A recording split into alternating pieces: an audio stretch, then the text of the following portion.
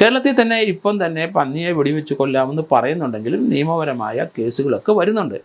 അതുകൊണ്ട് നാട്ടിൽ ഇറങ്ങുന്ന, കാട്ടിൽ നിന്ന് നാട്ടിലിറങ്ങുന്ന മൃഗങ്ങളെ തീർച്ചയായിട്ടും അതാത് പഞ്ചായത്ത് കീഴിലുള്ള അവിടെ വെടിവെപ്പുകാരെ വിളിച്ച് അതിനെ കൊല്ലുന്നതിന് ഒരു തടസ്സവുമില്ല എന്നാണ് എനിക്ക് തോന്നുന്നത്. കാരണം അത് വൈൽഡ് ലൈഫിൻ്റെ പരിധിയിൽപ്പെടുന്നതാണെന്ന് വെച്ചിട്ടുണ്ടെങ്കിൽ അത് നാട്ടിലിറങ്ങി മനുഷ്യനെ കൊല്ലാൻ പാടില്ല.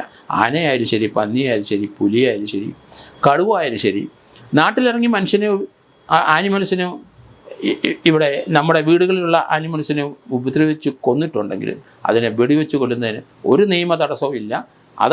അത് കൃത്യമായിട്ട് പറയുന്നുണ്ട്. വൈൽഡ് ആക്ട് എന്ന് പറയുന്നത് അത് കാട്ടിലെ നിയമമാണ്. കാട്ടിൻ്റെ അകത്ത് മനുഷ്യൻ കയറി അതിനെ കൊല്ലിയെടുക്കുന്നതിന് ഉള്ള ഒരു നിയമമാണ്. അപ്പോൾ അത് നാട്ടിൽ അങ്ങനെ ഇറങ്ങുന്ന വൈൽഡ് ലൈഫിനെ കൊല്ലുന്നതിന് തടസ്സമില്ല. നിയമപരമായി അത് ചെയ്യാനായിട്ട് അധികാരം പഞ്ചായത്തുകൾക്ക് ഗവൺമെൻറ് കൊടുക്കണം.